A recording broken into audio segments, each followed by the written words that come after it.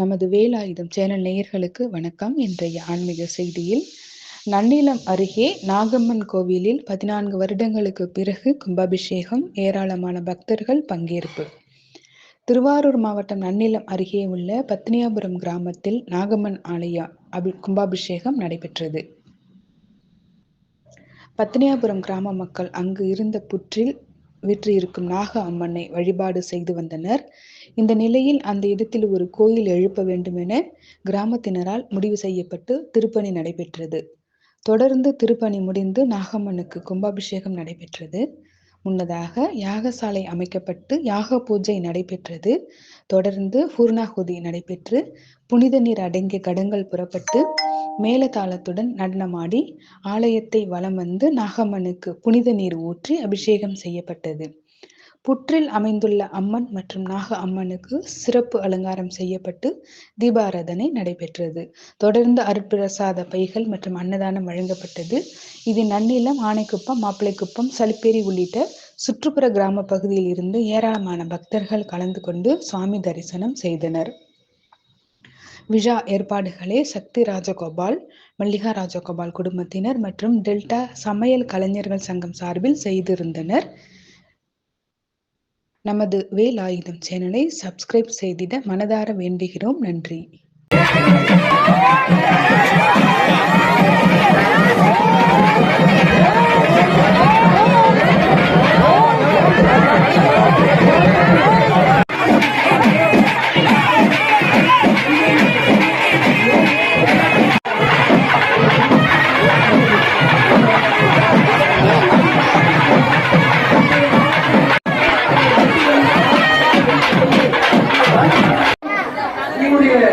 திருக்கோயில் சார்பாக நன்றிகளை தெரிவிக்கிறோம். எல்லாமே கிடைக்க வேண்டும் என்ற நோக்கத்திற்கு எல்லாம் செய்திருக்கிறார்கள். அவர்களுக்கு திருக்கோயில் சார்பாக நன்றிகளை தெரிவிக்கிறோம், பாராட்டுகளை தெரிவித்துக் கொள்கிறோம். இந்த ஆலயத்தை எழுப்பி